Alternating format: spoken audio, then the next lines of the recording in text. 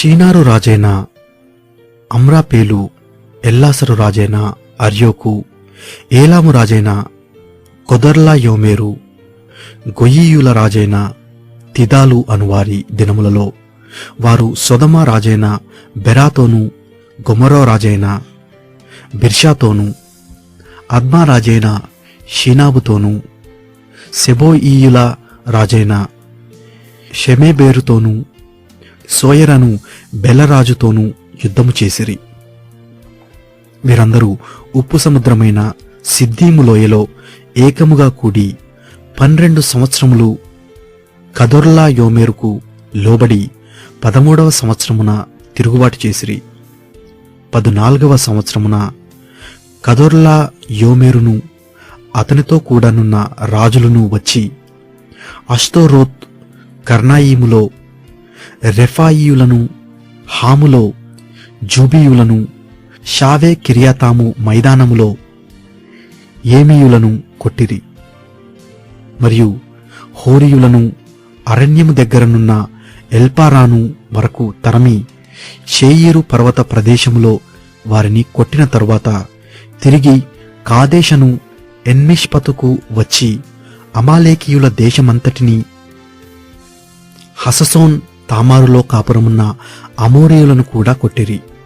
అప్పుడు సొదమ రాజును, గొమొర్రా రాజును, అద్మా రాజును, సెబోయీము రాజును, సోయరను బెలరాజును బయలుదేరి సిద్దీము లోయలో వారితో అనగా ఏలాము రాజైన కదొర్లాయోమెరు, గొయీయుల రాజైన తిదాలు, షీనారు రాజైన అమ్రాపేలు, ఎల్లాసరు రాజైన అర్యోకు అను నలుగురితో ఆ 5 రాజులు యుద్ధము చేసిరి.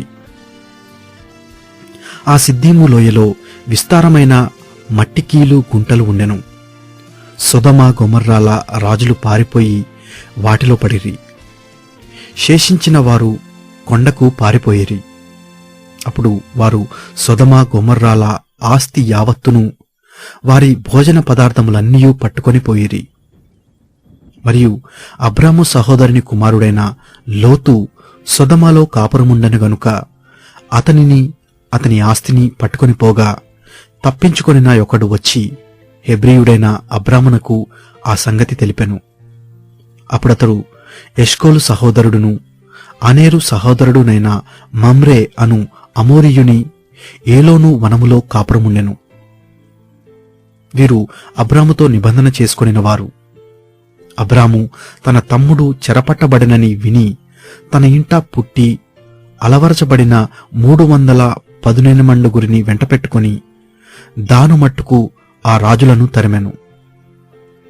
రాత్రివేళ అతడును అతని దాసులను వారికెదురుగా మొనలు తీర్చి వారిని కొట్టి దమస్కునకు ఎడమతట్టుననున్న హోబా మట్టుకు తరిమి ఆస్తి యావత్తు తిరిగి తెచ్చి తన తమ్ముడైన లోతును, అతని ఆస్తిని, స్త్రీలను, ప్రజలను తిరిగి తీసుకొని వచ్చెను.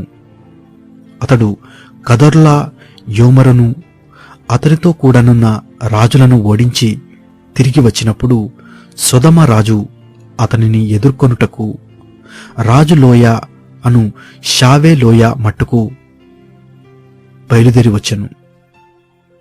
మరియు షాలేము రాజైన మెల్కీసెదకు రొట్టెను, ద్రాక్షారసమును తీసుకుని వచ్చెను. అతడు సర్వోన్నతుడగు దేవునికి యాజకుడు.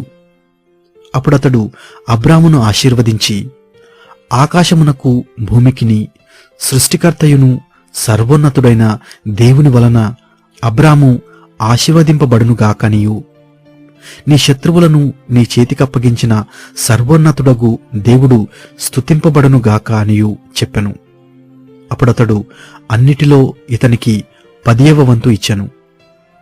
సొదొమ రాజు మనుష్యులను నాకిచ్చి ఆస్తిని నీవే తీసుకొనుమని అబ్రాముతో చెప్పగా అబ్రాము, నేనే అబ్రామును ధనవంతునిగా చేస్తునని నీవు చెప్పకుండానట్లు ఒక నూలు పోగైనను చెప్పుల వారైనను నీ వాటిలో ఏదైనను తీసుకొనవలనని ఆకాశమునకును భూమికిని సృష్టికర్తయను సర్వోన్నతుడును దేవుడునైన యెహోవా ఎదుట నా చెయ్యి ఎత్తి ప్రమాణం చేసియున్నాను.